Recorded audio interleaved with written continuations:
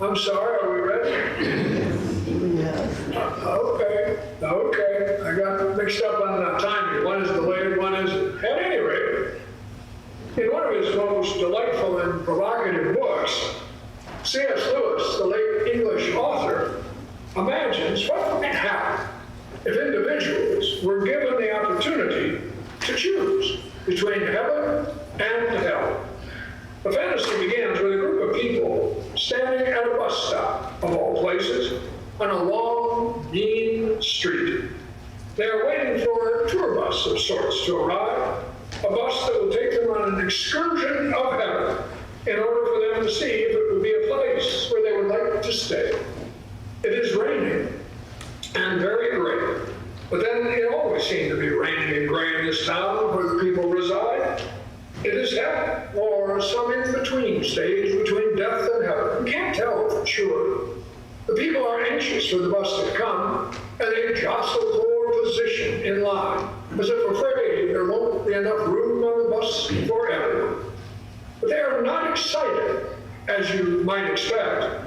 They act more like they've won an all-expense-paid trip to Yahoo City, and they really don't, and they want to cash in on their prize, but they really don't expect it to be worth it. Now, they've been waiting a long time for the bus, and the wait has frayed the nerves of some. One woman snaps at a man who is with her. Very well, I won't go at all. So there. And she stomps away. As she leaves, the man replies in a very dignified voice, "Pray don't imagine that I care about going in the least. I've only been trying to please you for peace sake. My own feelings, of course, are of no importance. I quite understand that." And he too walks away. Another man complains about the kind of people waiting with him. The riffraff, he calls them, and says that such company makes one think twice about going at all. A big man standing next to him reports, "Not good enough for you, are we?" and smacks him across the side of the head, knocking him down. The man struggles to his feet and limps off.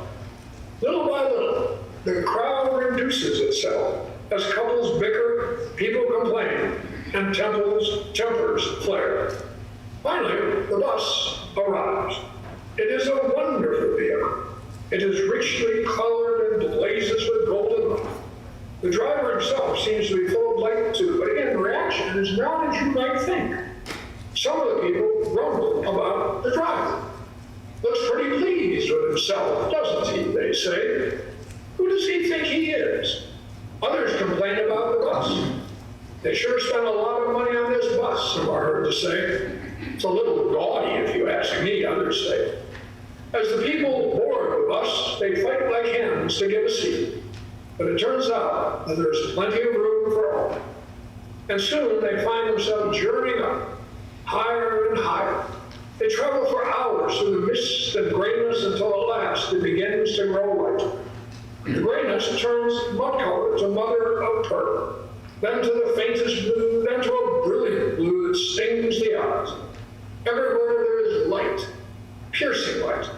Suddenly the bus comes to rest, and as the people step out, they discover that light makes them transparent, like ghosts. But the grass, the trees, even the water are hard, solid, thick, real. A guide meets each of them, and the guides are also solid and real, not transparent at all. Soon the passengers learn that if they choose to remain, that's what will happen to them as well. Little by little, they will change, grow solid and real. But for that to be accomplished, they cannot keep their old selves.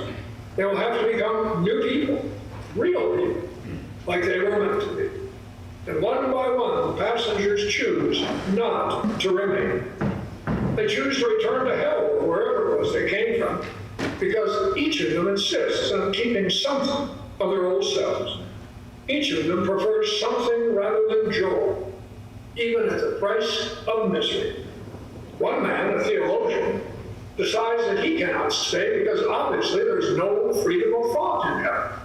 He would actually have to believe, and no longer would he be able to dispute various points of view or debate God's existence. Frankly, he says, the thought of having no freedom of opinion something he could not abide. Another individual, a bitter and cynical man, decides not to stay because he feels the whole thing is an advertising gimmick.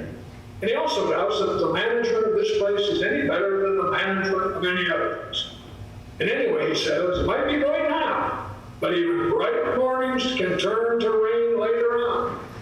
Still another individual, a woman leaves, but in a different fashion. She is terribly put out because her guide refuses to let her take charge of her husband and finish the job she had started. She had almost made something out of it when he died. And now that she too is dead, she feels she ought to be allowed to finish her work.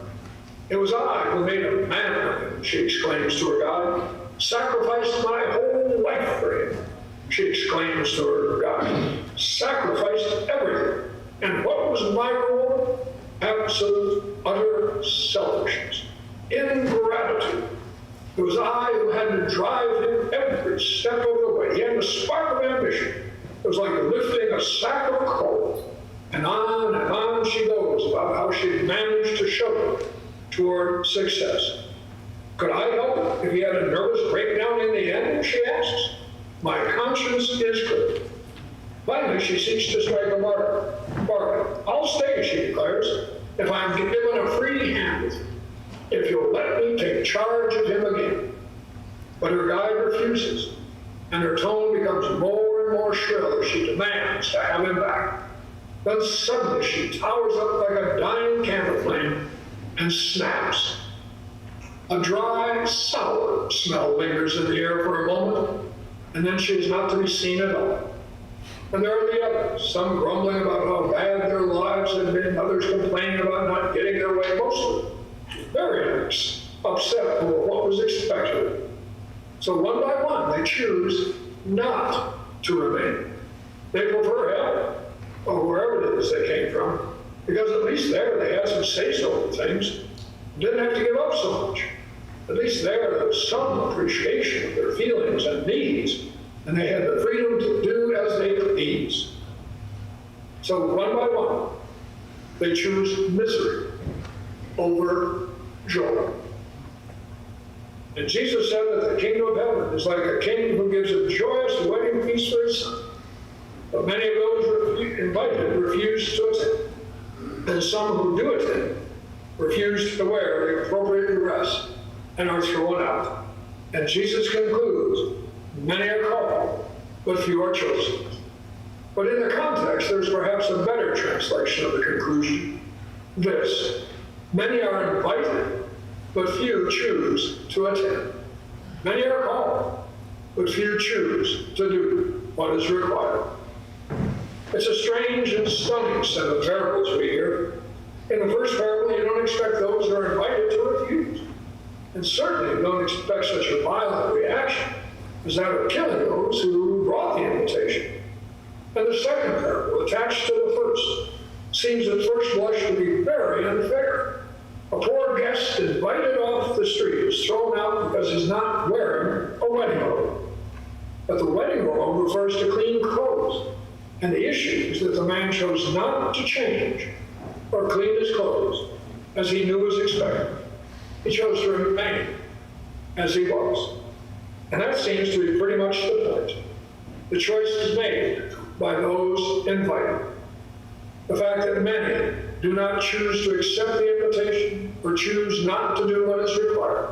The fact that many do not choose joy, do not choose the King. And the parables leave you wondering, why would many not choose joy, but prefer misery or pain? Or more to the point, why do we often not choose joy, often prefer hell over heaven, choose to remain in a hell of our own making, rather than choose heaven? That's very much the choice we have each day, I think. Each day God invites us to a feast of life and joy, invites us to joy, hope, new possibilities, and asks that we put off our old selves and put on new selves, become solid in real selves. It's the choice we have as we wake up to a new day, the gift of a new day. We can choose to make it a new day, or choose for it to be just another lousy day, the same old kind of day. Right off the bat, we can choose to keep our bitterness, or hurt, or anger, our pride, or let them go, and trust God and open ourselves to the gift and possibilities of the day, and so on throughout the day. Of course, sometimes we would say that we have no choice, given what can happen to us, or how people treat us, or what we struggle with. But still, we have the choice of how we respond.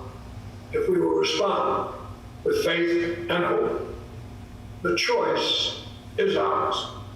But the truth is that often we choose hell, or miss the bus as we bicker or grumble, and hold on to our pain and misery. Maybe, I don't know, could it be that we are afraid of joy? In the first parable, some of those invited laughed at the thought of a party, and then immediately went back to their farms and businesses. Could it be that we are afraid that if we experienced joy, we wouldn't go back to our farms and businesses and work?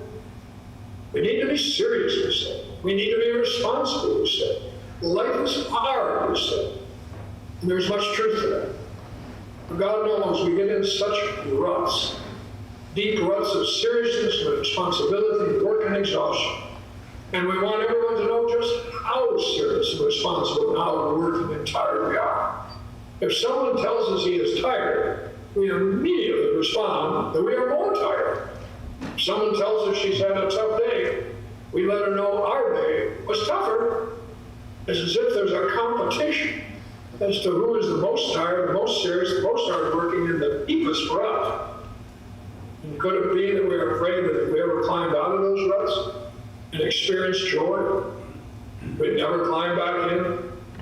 Could it be that sometimes we even try to kill the joy of others? So afraid of what we are. So much we need others to feel as miserable as we might feel. But there's more to that. In the second parable, the invitation was accepted, but the guests refused to put on the robe that was required. And the robe that was required is a new self. To choose joy, to choose the kingdom, to choose heaven over hell requires changing from our old selves into our new selves, choosing to allow God to change us into real, solid selves. And that is the choice we so resist, perhaps. We want to accept God's invitation to his feast of life and joy, and yet at the same time, we want it to be not only a come as you are part, but also a stay as you are part. We want to hold on to our freedom, our angers, our prejudices, our fears, even our hurts and pains. We want to hold on to our old selves that think to love means to control and possess, to judge ourselves to be better than others, that really don't want to forgive, to put our feelings beneath first. And we certainly want to hold on to our opinions and rights and complaints. We want to go to the party, but only if we don't have to change. But what is required is change. A self that believes, that acts with self-giving love, a self made solid and real by faith and joy and love. A real self.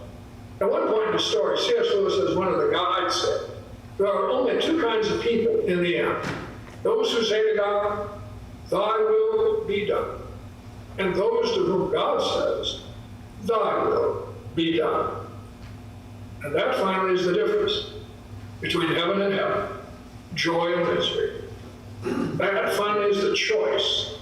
Heaven, joy, is our seeking to follow God's will, to become the people he would have us be. While hell, misery, is demanding that God let us follow our own will and remaining the people we are.